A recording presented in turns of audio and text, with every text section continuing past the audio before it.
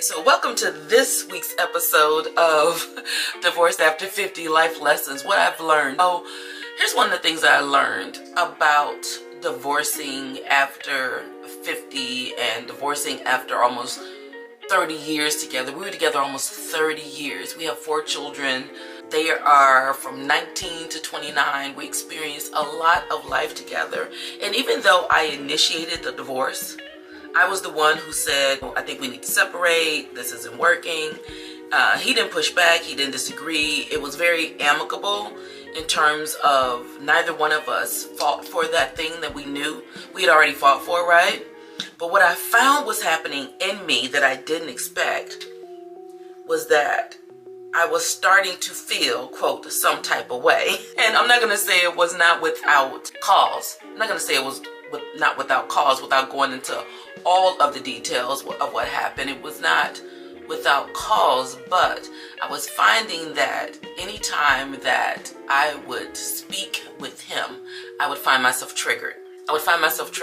And I'd respond in anger. And it only happened maybe 3 or 4 times, but what I found was our conversations were few and far between, and every time we talked, I was snapping. And so I recognized that I had to do something for myself, not for him, because quite frankly, I can justify my snapping on anyone. I've done the work for me. I saw him this morning and said, look, I did the work for me. The love and light, that was for me. The rest of y'all can get it. The rest of you can very well get it, but I didn't want to become that person.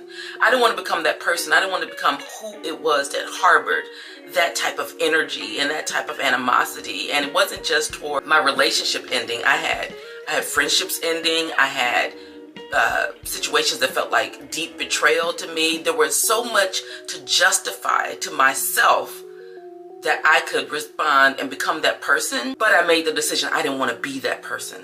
I didn't want to harbor those feelings because I knew what that felt like. I remembered being angry. I remembered being that person, that type of person. I didn't want to be her. And so I made a decision. I made a decision that I was going to become better. And part of that decision meant that I had to check myself. Part of that decision meant that I had to accept responsibility for my parts of the situations. Now, I'm not accepting responsibilities for anybody else's actions. That's for them to do.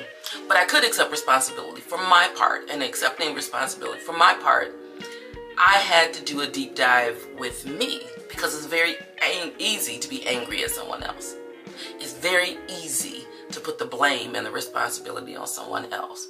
It's not as easy to do the work ourselves, to take accountability and responsibility for our part. And so when it came to it at the end of the day, when I had the choice between becoming better, because I could have become bitter, or becoming better, I chose better. And what better looked like for me may be different than what better looks like for you.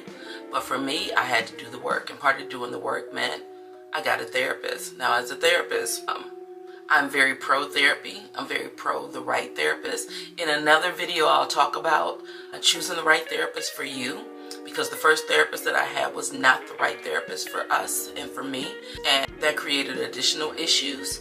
But if you can find the right therapist for you, which I found the right therapist for me, it can be magical in terms of allowing you to do the work and transform in ways that you can't transform alone.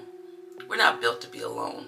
And at the end of the day, with your situation, whatever you're going through, I pray that you choose better when presented with the option of bitter and better, because it's so easy to justify bitter. Ask me how I know. Anywho, like, share, subscribe for more of these divorce life lessons. Rhonda Gipson-Willis signing out. Thanks.